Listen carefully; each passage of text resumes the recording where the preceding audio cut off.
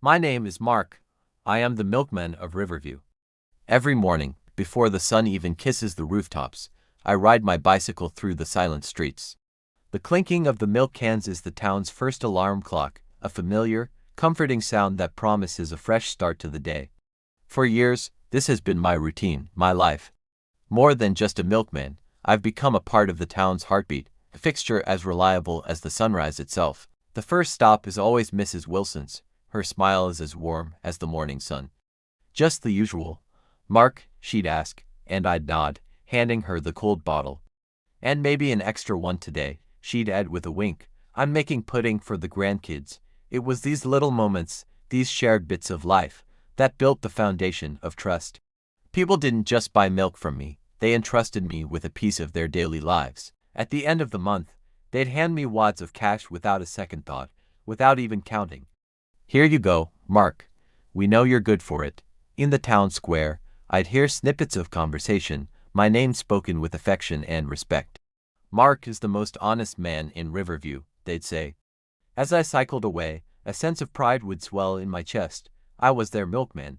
I was trusted. But behind the familiar smile and the reliable service, a secret was brewing, a secret that curdled the very trust I had so carefully cultivated. One evening, I came home, my body aching from a long day of pedaling.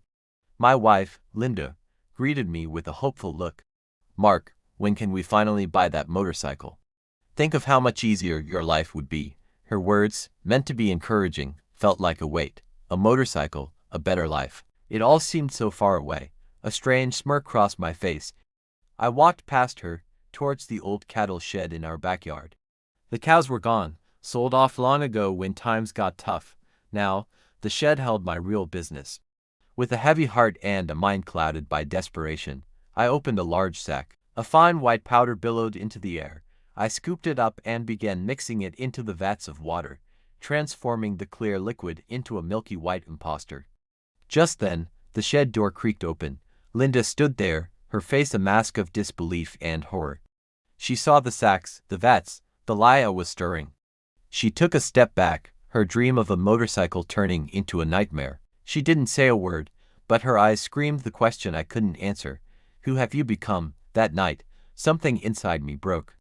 The guilt was a heavy stone in my gut, but the desire for more, for an easier life, was a fire that burned hotter. My deliveries doubled, then tripled.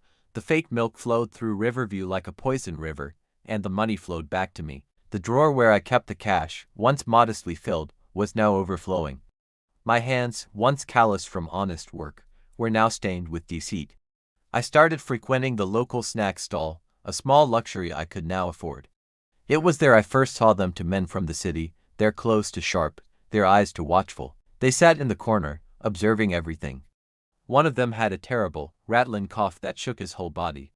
One day, seeing his distress, the old me, the trusted Mark, resurfaced. I offered him a glass of my milk. "Here," I said, "this might help." He drank it down, and to my surprise, his coughing subsided almost instantly. He looked at me, not with gratitude, but with a sharp, knowing stare that sent a chill down my spine. He knew. The next day, the man found me on my route. He cornered me in a quiet alley, his voice a low whisper that cut through the morning air. "This milk isn't pure," he said, not as a question, but as a statement. Panic seized me. My world began to crumble. I saw it all flashing before my eyes, the angry faces of the villagers, the disappointment in Mrs. Wilson's eyes, the jail cell waiting for me. I started begging, pleading with him to keep my secret, offering him money, anything. "Please," I whimpered, my voice trembling, "I have a family." The man simply smiled, a cold, predatory smile. He wasn't interested in exposing me, he saw an opportunity. He pressed a small, heavy pouch into my hand.